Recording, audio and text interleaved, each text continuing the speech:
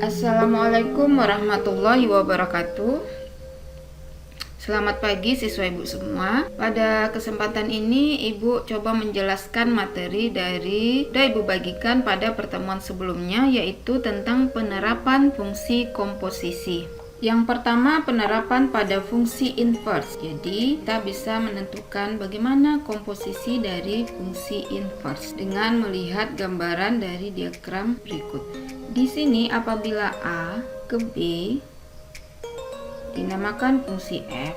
Jadi kalau dari B ke A dinamakan inverse dari fungsi f. Apabila dari B ke C dinamakan fungsi G.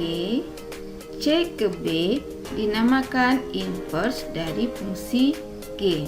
Dan apabila dari C kembali ke A, nah inilah yang dinamakan dengan inverse fungsi komposisi, yang mana disimbolkan oleh G bundaran F min 1. Ini adalah rumus inverse fungsi komposisi. G bundaran F min 1x sama dengan F min 1 bundaran G min 1x. Jadi dalam menentukan rumus inverse fungsi dari fungsi komposisi ada dua cara. Yang pertama, kita tentukan dulu fungsi komposisinya, kemudian baru kita inversekan. Yang kedua, kita tentukan dulu inverse masing-masing fungsi, di sini adalah F dan G, baru kemudian kita komposisikan. Jadi ada dua cara. Nah, untuk lebih pahamnya lagi, pertemuan berikutnya Ibu akan berikan contoh soal dan pembahasan dari materi fungsi komposisi dan fungsi inverse. Berikutnya penerapan pada kehidupan sehari-hari. Jadi di sini permasalahannya adalah suatu pabrik akan membuat kertas dengan bahan dasar kayu yang pastinya melewati tahap pertama, yaitu mesin pertama yang menghasilkan kertas setengah jadi disimbolkan oleh M dengan mengikuti fungsi M sama dengan Fx sama dengan X kuadrat kurang 3X kurang 2.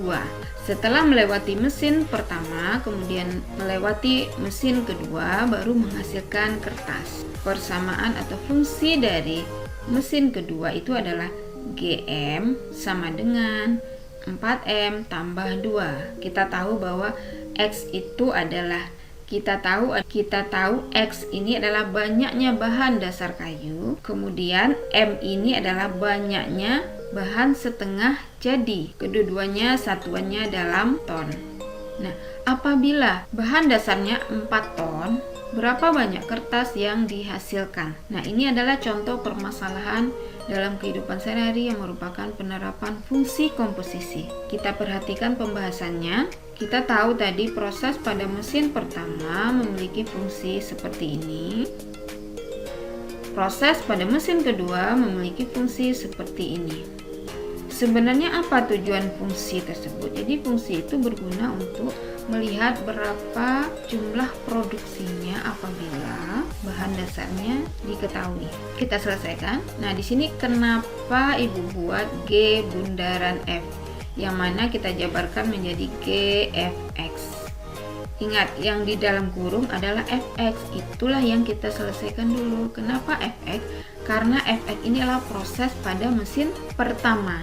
Kemudian masukkan fungsinya. Setelah melewati mesin pertama, maka masuklah pada mesin kedua, yang mana persamanya adalah 4M tambah 2. Jadi M-nya diganti dengan hasil dari mesin pertama.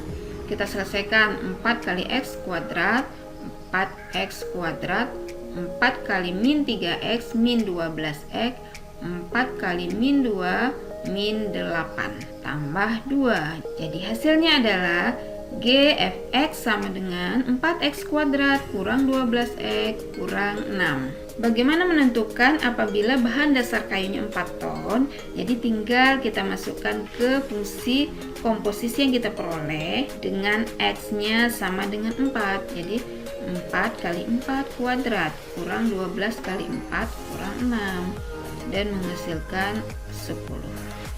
Jadi banyak kertas yang dihasilkan adalah 10 ton. Nah, itulah contoh dari soal penerapan komposisi fungsi. Terima kasih, selamat belajar. Wassalamualaikum warahmatullahi wabarakatuh.